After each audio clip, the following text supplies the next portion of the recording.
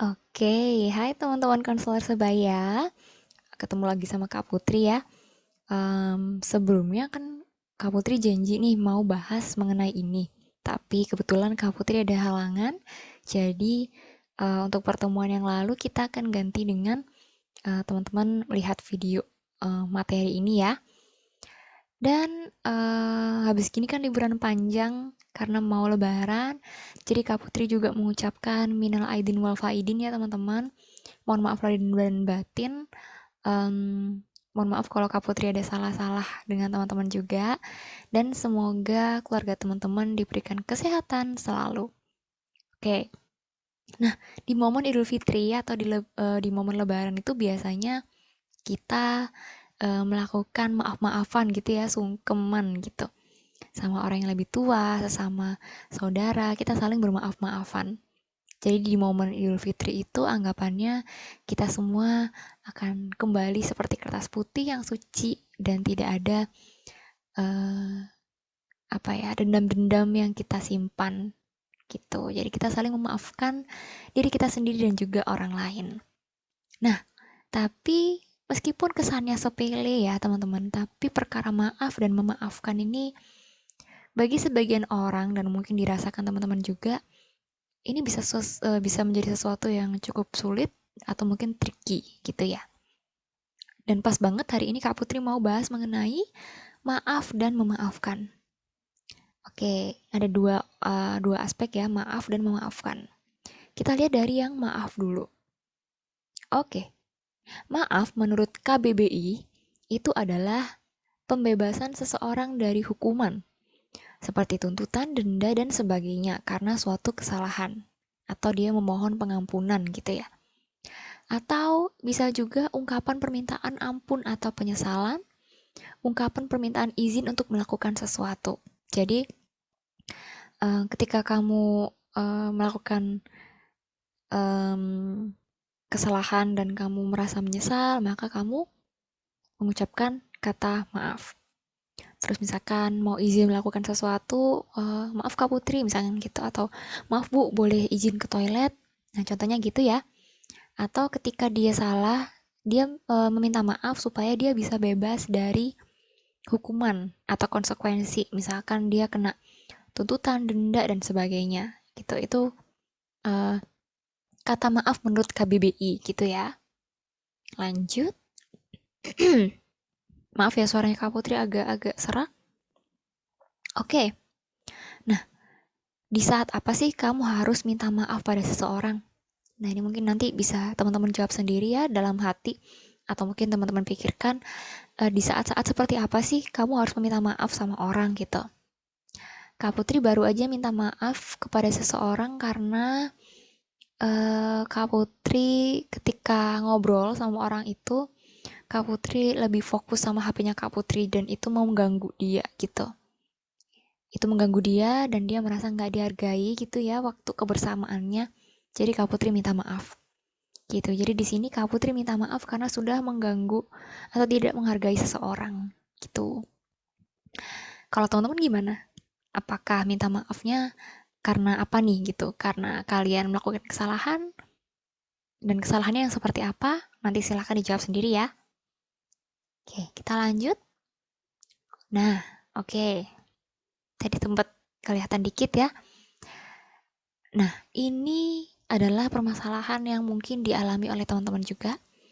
Sometimes itu kita itu sulit untuk meminta maaf gitu. Maaf ini menjadi salah satu dari tiga kata ajaib yang seharusnya kita biasakan ya untuk eh, ngomong sama orang. Yang pertama apa? Kak Putri kayaknya agak-agak lupa nih. Permisi. Eh, empat apa tiga ya? Permisi, tolong, terima kasih, dan mungkin maaf ya. Nah, ini empat kata ajaib gitu ya. Permisi, biar kamu sopan gitu kalau lewat depannya orang, apa gimana. Terima kasih, tolong, dan juga maaf gitu. Walaupun ini termasuk ke dalam kata ajaib yang jelas-jelas udah ada dampak positifnya ya untuk dilakukan. Tapi ada banyak orang, termasuk mungkin Kak Putri dan teman-teman juga, yang merasa kesulitan ketika meminta maaf. Jadi sebenarnya kita tahu nih kita salah, kita mau minta maaf, tapi lidah ini atau mulut ini rasanya kaku gitu ya teman-teman. Jadi kayak em, apa ya, sulit untuk mengucapkan kata maaf ya gitu. Kadang kita cuma diem aja akhirnya. Nah, kira-kira kenapa sih? Nah, kita akan lihat ya. Sebentar, Kak Putri akan cek dulu apakah ini masih kerekam. Sorry ya teman-teman. Oke, oke. Kenapa minta maaf itu sulit banget? Yang pertama, permasalahan harga diri atau gengsi. Biasanya ini menimpa atau dialami oleh mereka-mereka yang udah senior atau lebih tua dari kita. Contohnya kayak guru, orang tua, itu mereka punya apa ya, gengsi untuk minta maaf kepada orang yang lebih muda biasanya. Tapi nggak mesti juga. Kadang kita pun sesama yang lebih muda, itu kadang kalau minta maaf itu merasa sulit. Karena kita merasa itu akan mengganggu harga diri kita gitu. Dan kita gengsi untuk melakukannya gitu. Kok bisa sih Kak? Kok bisa kita merasa harga diri kita itu ternodai gitu ya karena kita minta maaf? Karena sebagian orang menganggap minta maaf itu adalah bukti atau tanda kelemahan, kekalahan, atau merasa kita ini lebih rendah dari orang yang kita mintain maaf gitu ya. Menurut kalian gimana? Kalau kita minta maaf, apakah kita menjadi orang yang lemah, orang yang gampang dikalahin, atau orang yang rendah? Silahkan dijawab dulu ya. Oke, lanjut. Ada juga yang sulit minta maaf karena dia takut akan konsekuensi atau dampak di mana dia itu merasa malu karena masalahnya itu akhirnya terekspos gitu. Jadi misalkan ketika kamu minta maaf ke temanmu karena kamu salah, kan teman-teman yang lain kan pasti tahu ya, atau mungkin melihat gitu, atau mungkin tahu kejadian itu. Sometimes kamu mungkin merasa malu ya karena banyak orang yang tahu permasalahanmu gitu. Yang sering sih yang kayak artis gitu ya, dia bikin klarifikasi terus minta maaf, kan seantero Indonesia kan tahu. Makanya kan ada beberapa artis yang justru malah membela diri kan gitu ya teman-teman. Oke, lanjut. Lalu kenapa minta maaf itu sulit banget? Bisa jadi karena dia nggak sadar sama tindakannya yang merugikan atau menyakiti orang lain. Jadi di sini dia bukannya nggak mau minta maaf atau kesulitan minta maaf, tapi di sini dia nggak tahu, dia nggak sadar gitu. Atau mungkin dia tahu tapi dia nggak bisa karena dia nggak punya empati. Empati itu merasakan apa yang dirasakan orang lain gitu ya. Em, Melihat dari sudut pandang orang lain itu empati gitu.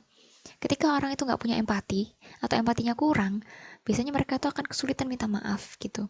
Padahal kalau misalkan mereka di posisi eh, orang yang kita mintain maaf itu, ya pasti mereka mau kok.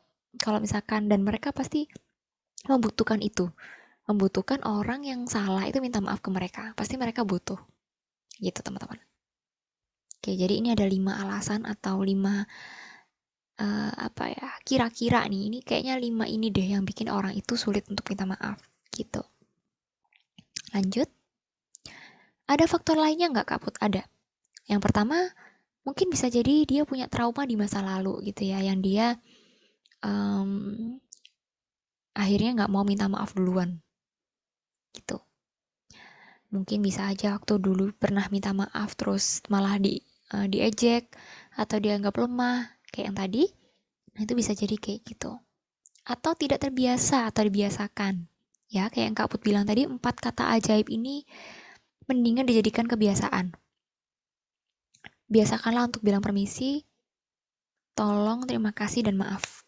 Ini dibiasain ya teman-teman. Karena ini adalah modal atau skill kita untuk bersosialisasi sama masyarakat. Kalau kalian nggak punya 4 ini, kalian akan dianggap nggak sopan gitu dan kurang apa ya, kurang etika gitulah teman-teman. Nah, terus kemudian ada ragu jika kita akan dimaafkan. Nah, ini nih. Ini yang kerap membuat seseorang itu jadinya enggan atau nggak mau minta maaf karena dia udah pesimistis duluan, pesimis. Jadi udah ragu kalau kesalahan itu nggak akan dimaafin. Gitu. Oke, kita lanjut. Nah, kenapa sih Kak Put? Kok kita tuh harus minta maaf ketika kita salah? Nah, yang pertama, supaya kita itu nggak ada dendam, gitu ya. Jadi kita nggak ada dendam, orang yang kita mintain maaf juga nggak punya dendam. Punya dendam itu nggak enak teman-teman. Dendam itu adalah emosi negatif yang kita kerangkeng dalam diri kita sendiri. Kita nggak mengeluarkan, kita nggak menyalurkan, dan kita nggak menyelesaikan. Jadi dipendem, dibiarkan mengendap. Dan itu nggak bagus. Kayak yang udah Kak Put jelasin di pertemuan yang lalu, emosi itu seperti gunung berapi gitu ya. Kalau kamu em, mengisi dengan emosi negatif tapi nggak kamu keluarin, dia akan mengendap. Dan suatu saat itu akan meledak gitu. Ya, jadi keuntungan untuk minta maaf itu adalah kamu nggak punya dendam. Lalu yang kemudian selanjutnya adalah hubungan kembali harmonis. So pasti kalau kalian lagi ada konflik kan pasti nggak enak ya bawaannya ya. Entah sama temen, entah sama guru, entah sama keluarga atau sama pacar kan pasti nggak enak. Ketika kamu minta maaf, itu bisa memperbaiki hubungan gitu. Jadi hubungan kalian akan kembali harmonis, kembali nyaman lagi gitu. Lalu terbebas dari rasa nggak nyaman dan juga beban pikiran. So pasti ketika kalian punya salah sama orang dan kalian nggak minta maaf, pasti hidup itu rasanya ada yang janggal, ada yang nggak enak dan nggak nyaman gitu. Dan kamu punya beban pikiran. Jadi kayak, em, aduh, nggak enak ya aku berantem sama dia nih. Mau ngapa-ngapain nggak enak. Kalau pas-pasan sama dia nggak enak juga. Kayak gitu. Lalu ketika kamu minta maaf itu juga bisa jadi tanda bahwa kamu udah menjadi dewasa gitu ya, mendewasakan diri. Poinnya adalah di tanggung jawab. Jadi ketika kamu salah, ketika kamu mau minta maaf dan bertanggung jawab, maka itu kamu bisa dibilang sudah dewasa. Kaput punya anak didik inklusi gitu ya di tempat Kaput kerja. Dia habis ngerusakin earphone-nya temennya dan respon yang dia lakukan malah kayak ya nggak ngurus, aku nggak ngurus malah gitu. Jadi malah lepas tanggung jawab. Dan setelah Kaput follow up, ternyata yang mengganti earphone-nya itu adalah teman yang lain gitu. Jadi si teman ini terbebas dari kewajiban dia untuk mengganti. Dan itu nggak bagus, Kak Put marahin. Jadi Kak Put berharap semoga teman-teman konsol sebaya nggak boleh gitu ya. Karena akan merugikan orang lain. Next, keuntungan minta maaf yang lain adalah mengamalkan ajaran agama. Semua agama itu baik dan semua agama mengajarkan hal yang positif. Salah satunya adalah soal minta maaf. Agama apapun, Islam, Kristen, sampai Konghucu, semuanya akan bilang kalau kamu salah, kamu minta maaf. Pasti, kamu jamin. Lalu, membuat kita lebih berhati-hati dalam bersikap. Jelas, ketika kita punya rasa tanggung jawab, ketika kita minta maaf ketika melakukan kesalahan, maka untuk selanjutnya, supaya nggak terulang, kita akan lebih berhati-hati dalam bersikap. Entah dalam bersikap, entah dalam berbicara, jadi kita nggak menyakiti atau mengganggu orang lain. Gitu. Bahkan ketika kita berusaha untuk berkata yang nggak menyakiti, tapi orang lain tuh bisa nganggap itu menyakitkan, apalagi yang kita beneran ngomong untuk menyakiti orang lain, kan gitu. Lalu membangun kepercayaan. Jadi ketika orang lain melihat bahwa oh, kamu bertanggung jawab, kamu mau minta maaf ketika kamu salah, itu kan memunculkan kepercayaan bahwa oh, kamu tuh orangnya berkualitas lah, pokoknya top, dewasa dan sebagainya. Itu pasti poin plus dong. Coba kalau misalkan kalian kerja atau punya temen yang kayak anak didiknya Kak Putri yang Kak Putri ceritain, gimana kesan kalian kalau punya teman kayak gitu? Gak asik kan? Gak enak kan? Nah, sama kayak gitu. Jadi, buatlah image yang baik di diri kalian. Lanjut. Nah, oke. Pernahkah kamu? Jadi, di sini ada kasus, ada teman yang minta maaf ke kamu, tapi kamu belum lega dengan permintaan maafnya. Nah, jadi kalau yang di sini ini temanmu yang salah nih. Temanmu yang salah ke kamu, dan dia udah minta maaf sebenarnya. Tapi entah kenapa ketika dia minta maaf, kamu merasa nggak lega. Pernah nggak teman-teman? Kaput pernah sih. Kaput pernah. Jadi ada temen yang kaput yang salah. ke Kak Put, dia minta maaf tapi Kak Put nggak merasa lega, tapi malah merasa marah sama dia. Kenapa coba? Kita cari tahu. Mungkin penyebabnya adalah ini. Nah, ini Kak Put dapat dari salah satu postingannya Relief di Instagram.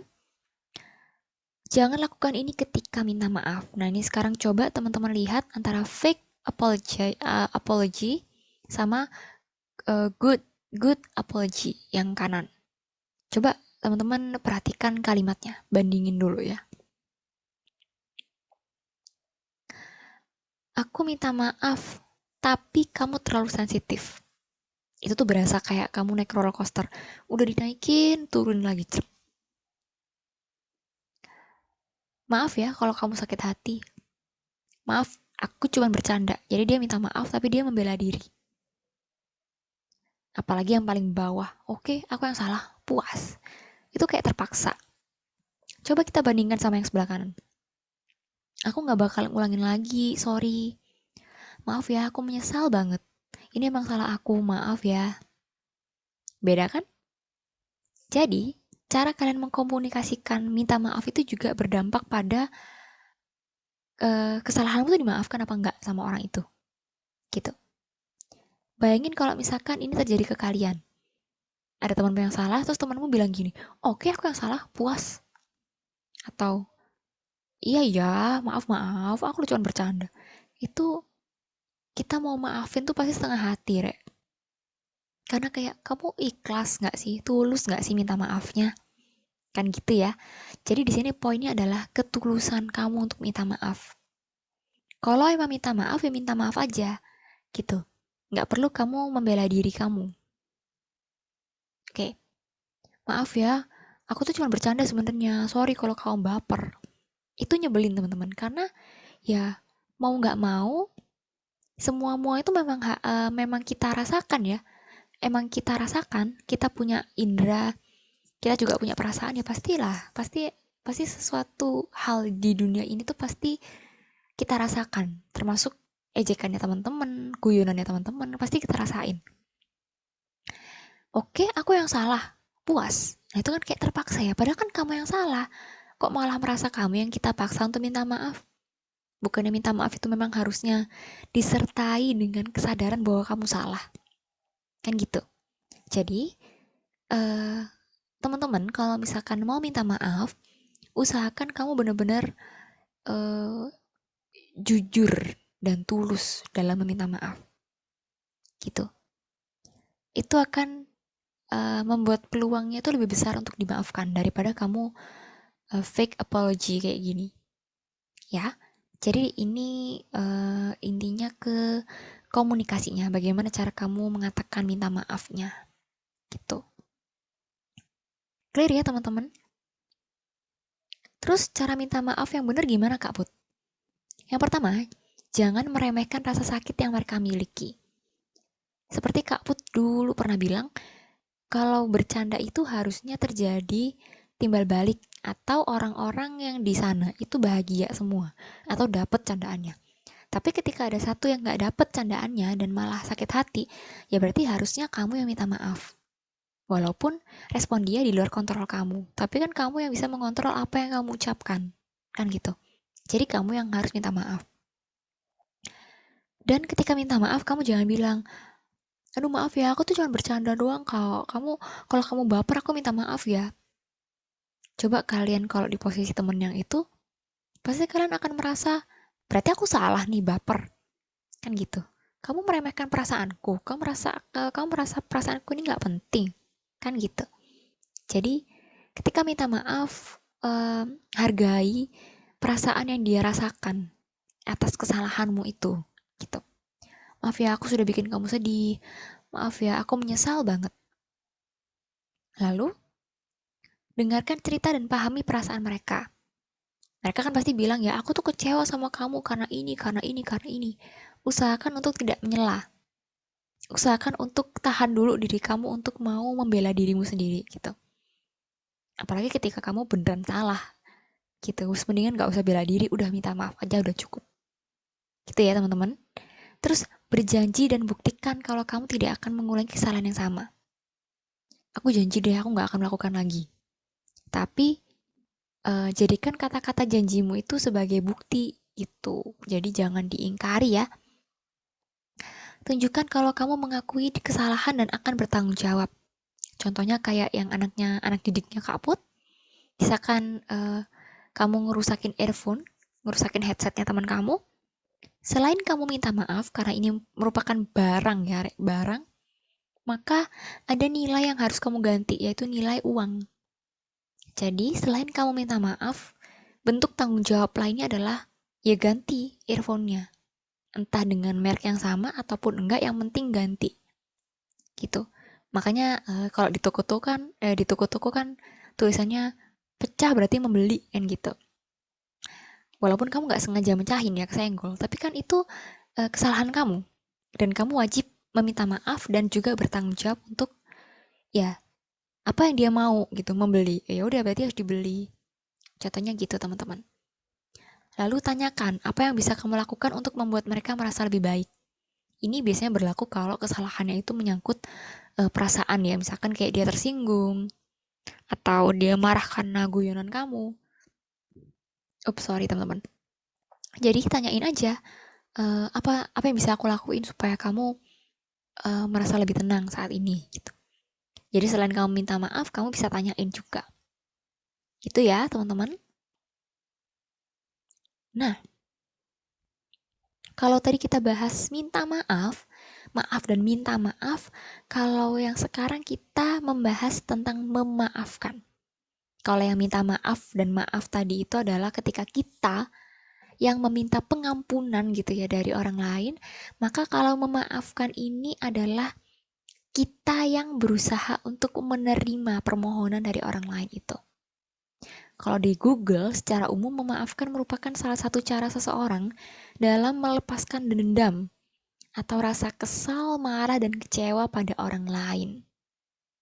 Ya, melepaskan rasa kesal dan kecewa pada orang lain. Maksudnya ini bukan kita melepaskan rasa kesalnya terus kita lempar ke orang lain, bukan. Maksudnya tuh kesal karena orang lain. Yang kita rasakan itu kita berusaha untuk melepaskan itu atau mengikhlaskan itu. Memaafkan itu bukan sekedar maaf, tapi memaafkan itu adalah sebuah medium untuk menunjukkan rasa empati sebagai bentuk pengampunan pada mereka yang telah menyakiti. Secara singkat, memaafkan itu adalah sebuah proses. Proses itu kan ada step by stepnya ya teman-teman. Jadi stepnya nggak bisa dalam sekali singkat gitu. Itu sebuah proses. Jadi kalau misalkan kan ada ya kasus di mana kalian kayak iya ya aku maafin, tapi kalian masih belum ikhlas. It's okay, kan memaafkan tuh proses. Jadi nggak mesti ketika orang yang salah itu minta maaf ke kita, kita langsung maafin. Menurut Kak Put itu impossible sih. Karena memaafkan tuh proses. Bahkan ada orang yang memaafkan itu lama banget. Karena dia berusaha mengikhlaskan atau menerimanya dengan tulus hati. Gitu, itu memaafkan. Makanya kan ada anggapan orang-orang yang berhati besar. Memaafkan tuh orang-orang yang punya hati besar, kebesaran hati itu ya untuk memaafkan orang lain. Dia tahu kalau orang lain tuh manusia biasa yang juga punya salah dan gak sempurna gitu.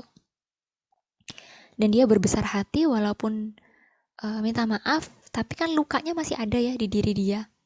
Dia menerima itu, dia memaafkannya. Terus apa sih kerugian ketika kita nggak memaafkan gitu ya? Jadi kalau tadi adalah keuntungan kita minta maaf, maka ini ada kerugian ketika kita nggak memaafkan gitu. Oke, yang pertama ketika kita nggak mau memaafkan gitu ya, itu mungkin kita akan merasa lelah secara pikiran dan juga perasaan gitu. Karena menyimpan dendam itu kan nggak enak ya teman-teman.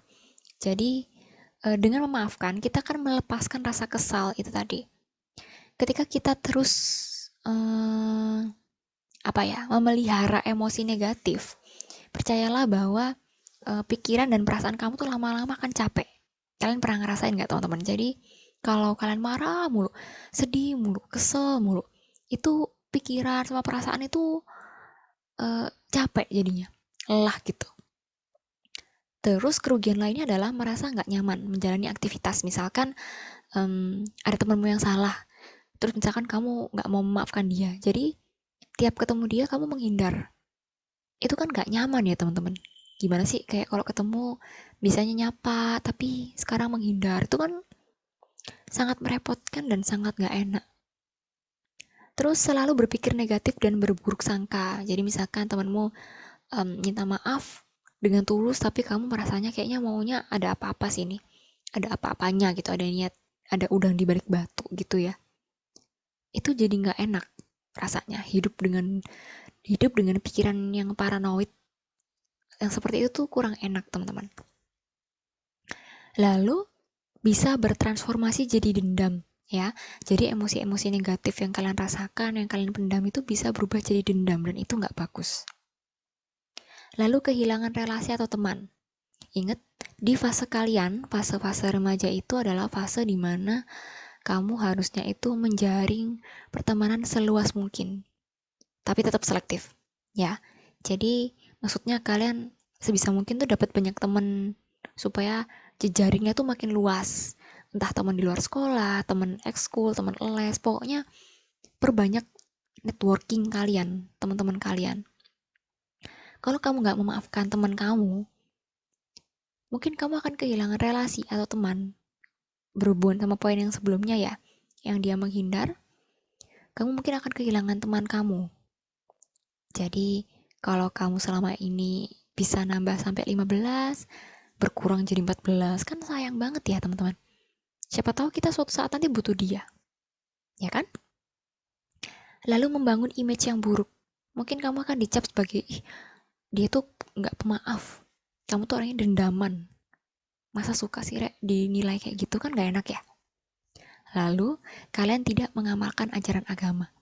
Agama manapun selain mengajarkan kita untuk minta maaf, agama juga mengajarkan kita untuk memaafkan. Ya kan? Jadi kalau kamu nggak memaafkan, maka ya kamu tidak mengamalkan ajaran agama dong. Ya nggak? Padahal kan yang diajarkan agama kan selalu baik. Gitu. Clear ya teman-teman? Nah, sekarang kita sampai di part Q&A seputar maaf dan memaafkan. Jadi di sini ada beberapa pertanyaan yang mungkin bisa Kak Put jawab gitu ya. Dan mungkin pertanyaan-pertanyaan ini adalah pertanyaan yang dirasain teman-teman. Nah nih, Kak, orang tuaku itu melakukan kesalahan sama aku, tapi nggak mau minta maaf, sebel banget. Oke, Kak Put ngerti, pasti sebel ya, secara kita manusia, eh, itu manusiawi dan kita manusia, kita punya emosi. Ketika orang lain salah tapi dia nggak minta maaf kan pasti kita kesel ya. Apalagi dari dulu diajarin kalau kita salah ya kita harus minta maaf kan gitu. Tapi di sini case-nya adalah orang tuaku itu nggak mau melakukan kesalahan, nggak mau melakukan minta maaf gitu ya. Padahal salah. Nah ini Kak Put kasih tahu, kalau di ilmu psikologi yang Kak Put pelajarin, seperti yang Kak Put bahas tadi, biasanya orang-orang yang lebih tua atau orang-orang yang senior itu punya gengsi yang besar untuk minta maaf ke orang yang lebih muda, biasanya gitu. Apalagi ada relasi power gitu ya antara kayak atasan dan bawahan, guru dan murid. Itu tidak semua tapi beberapa orang itu mengalami itu. Terus gimana Kak Put? Oke, seperti yang Kak Put bilang, eh, cobalah untuk memaafkan. Jadi kamu duluan yang memaafkan. Anggaplah ketika kalian berhasil memaafkan, maka kalian lebih dewasa dari orang tua kalian. Gitu aja. Keren kan? Masa kalian gak mau sih jadi dewasa kan gitu. Kan keren kalau kalian lebih dewasa dari orang tua kalian. Kalian punya kebesaran hati yang lebih besar. Itu keren banget ya. Jadi kalian tahu sebabnya apa? Karena mereka punya gengsi yang memang satu generasi teman-teman. Jadi dulu kan ilmu psikologi belum seberkembang sekarang. Jadi ilmu-ilmu kayak gini dulu belum terlalu digembor-gemborkan gitu ya. Jadi dulu masih kayak orang tua selalu benar gitu, orang senior selalu benar. Kan masih kayak gitu dulu. Jadi ya Daripada kita maksa, mendingan kita aja duluan yang memaafkan. Toh dengan kita memaafkan, berarti kan hati kita lebih besar. Kita lebih dewasa dari orang tua kita, ya enggak? Lanjut. Kak, teman aku sudah minta maaf sih, tapi kenapa ya aku masih belum bisa memaafkan?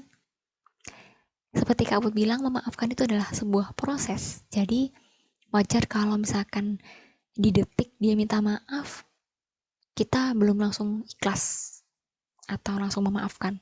It's okay. Memaafkan itu sebuah proses. Asalkan kita berproses. Jadi, ada upaya-upaya yang kita lakukan untuk bisa mengikhlaskan gitu.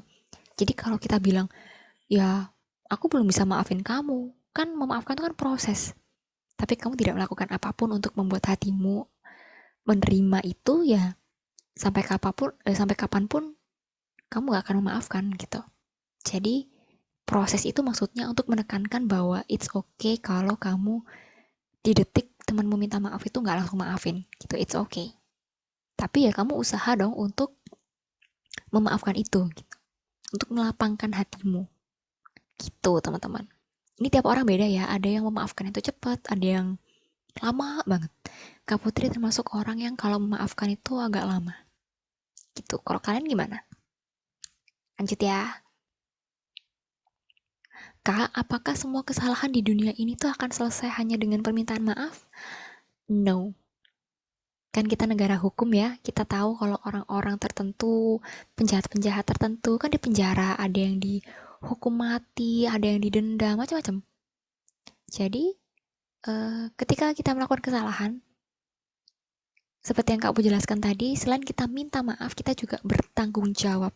Jadi, kita minta maaf, tapi kita juga melakukan hal-hal yang menjadi tanggung jawab kita. Misalkan kita nyuri, ya udah kita minta maaf terus kita ganti. Atau yang kayak di para perampok gitu ya, dia ya pasti mungkin dia minta maaf ya dengan si korban, tapi kan tetap di penjara gitu teman-teman. Jadi semua kesalahan di dunia ini itu kurang, kalau cuma minta maaf doang kurang, apalagi untuk kasus-kasus yang berat ya, macam pembunuhan, human trafficking, penyelundupan narkoba kayak gitu, itu kan berat ya. Nggak cukup hanya untuk minta maaf doang, pasti dia karena dia merugikan banyak orang. Bedanya di situ. Jadi kerugiannya itu sangat besar. Kayak pembunuhan tuh kan kerugiannya besar ya. Korupsi itu kan yang rugi banyak. Jadi kalau cuma minta maaf doang, kurang lah ya. Oke, lanjut. Kak, aku selalu minta maaf untuk suatu hal yang bahkan bukan kesalahanku. Apakah itu menandakan bahwa aku dewasa? Ini berkaitan sama yang pertanyaan Q&A yang pertama tadi ya. Memang ketika kamu memaafkan, kalau yang tadi kan poinnya kan memaafkan. Ketika kamu memaafkan duluan, maka itu tanda bahwa kamu punya hati yang besar. Kamu dewasa. Tapi yang di sini, yang di poin ini adalah kamu yang minta maaf atas sesuatu hal yang bukan kesalahan kamu. Ayo, menurut kamu gimana? Menurut kalian? Kalau menurut Kak Put, justru hal itu kurang baik menurut Kak Put. Ya, kamu harusnya minta maaf untuk sesuatu yang memang itu kesalahan kamu. Gitu. Karena kalau kamu selalu minta maaf untuk hal yang bukan kesalahan kamu, jangan-jangan selama ini kamu itu adalah people pleasure. Jadi kayak kamu tipikal orang-orang yang selalu menuruti keinginan orang lain, nggak mau berkata tidak, mesti ngeiyain. Termasuk ketika orang lain bikin salah, mungkin kamu yang minta maaf. Semacam toxic gitu. Misalkan kalau di pacaran itu namanya gaslighting. Jadi yang salah pacarmu tapi kamu yang minta maaf. Atau dalam lingkungan pertemanan gitu ya, yang salah temanmu tapi kamu yang minta maaf. Manipulatif. Nah gitu. Jadi minta maaflah ketika kamu memang melakukan kesalahan. Kalau memang temanmu yang salah ya, kenapa harus kamu yang minta maaf? Tapi kamu boleh memaafkan. Gitu. Tapi untuk minta maaf, menurut Kak Put itu masih tetap tugasnya dia untuk minta maaf ke kamu. Clear ya? Terakhir, Kak, mamaku melakukan kesalahan padaku, tapi mama nggak minta maaf. Mama malah menawariku jalan-jalan. Ini di Instagram sering ya teman-teman. Apalagi kayak tulisannya Asian parent gitu. Orang-orang tua di Asia, kalau salah sama anaknya bukan datang minta maaf. I'm sorry honey, aku minta maaf. Bukan. Tapi biasanya malah kayak nawarin, mau apel? Mau jalan-jalan? Gitu. Kalau menurut Kak Put itu juga bagian dari bentuk permohonan maaf tapi dalam bentuk yang lain. Kan tadi Kak Put udah bilang ya kalau orang tua atau orang yang lebih tua atau senior tuh biasanya agak punya gengsi yang besar untuk minta maaf kepada junior, bawahan, atau orang yang lebih muda atau anaknya. Dan cara mereka untuk mengatasi biasanya melakukan permohonan maaf dengan bentuk yang beda. Jadi bentuk yang gak obvious kamu minta maaf. Kalau misalkan kamu bilang, aku minta maaf ya, itu kan obvious kamu minta maaf, ada kata maafnya. Nah, para orang-orang senior ini kan menghindari itu, menghindari dia mengucapkan maafnya ini. Jadi dia melakukan hal lain yang serupa dengan permohonan maaf. Ya kayak tadi itu misalkan nawari jalan-jalan, nawari buah kan kayak gitu. Itu menurut Kak Put itu bentuk permintaan maaf tapi bentuknya beda. Kalau Kak Put pribadi, Kak Put menganggap ya udah itu usaha beliau keluarga gitu. Teman-teman pernah mengalami nggak ya? Terakhir, Kak, apa yang harus kita lakukan jika orang yang punya salah ke aku malah nggak mau minta maaf? Kayak yang tadi udah Kak Put ceritain dan kita bahas, ya walaupun di dunia ini atau di lingkungan masyarakat itu kita sudah diajari untuk kalau kamu salah, kamu minta maaf. Tapi pada prakteknya ternyata nggak semua orang mempraktekkan itu dengan baik. Atau mungkin tidak memahami dengan baik gitu ya. Daripada kamu dongkol, daripada kamu dendam, daripada hidupmu nggak nyaman karena menunggu menunggu orang lain untuk minta maaf. Mendingan kamu maafkan aja duluan gitu. Karena respon orang, maksudnya salah satu hal yang nggak bisa kita kontrol adalah sikap orang lain. Ya kita bisa ngontrol sih, tapi apa ya? Dia termasuk ranah yang nggak bisa kita kontrol. Walaupun kita pukuli 1000 kali, tapi kalau dia nggak mau berubah, ya dia nggak berubah. Gitu. Itu bukti kalau orang lain itu nggak bisa kita kontrol sebenarnya. Nggak bisa kita kontrol dengan pasti gitu. Karena mereka punya free will, mereka punya kehendak bebas, mereka mau ngapain aja kan gitu. Jadi kalau mereka nggak mau minta maaf, kalau kita maksa pun mungkin mereka nggak mau minta maaf juga. Jadi daripada daripada kita nungguin, mendingan kita aja yang minta maaf kan gitu. Mendingan kita aja yang maafin kan gitu. Kayak sekali lagi, ketika kita memaafkan kan kita lebih dewasa gitu ya teman-teman, kita lebih bijaksana lah istilahnya. Ya, mendingan gitu kan teman-teman. Daripada kita nungguin, toh kalian juga jadi tahu. Berarti orang itu tidak bertanggung jawab. Orang-orang yang tidak mau mengakui kesalahannya dan itu bukan contoh yang baik. Gitu ya teman-teman. Oke, ini slide-nya udah habis. 15 slide. Ini nanti akan Kak Put upload di Teams. Nanti teman-teman bisa cek ya di Teams-nya masing-masing. Kalau ada pertanyaan juga boleh langsung chat pribadi ke Kak Put atau di Teams juga boleh. Nah, ini udah semua nih. Oke, kalau gitu terima kasih teman-teman. Mohon maaf kalau Kak Put ada salah-salah. Selamat libur panjang. Dan selamat lebaran teman-teman. Minal aidin wal faidin. Mohon maaf lahir dan batin. Mohon maaf kalau Kak Put ada salah-salah kata ya selama ngajarin teman-teman. Dan I will see you next school. Dadah! Bye teman-teman. Ntar ya Kak Put izin stop videonya. Bye!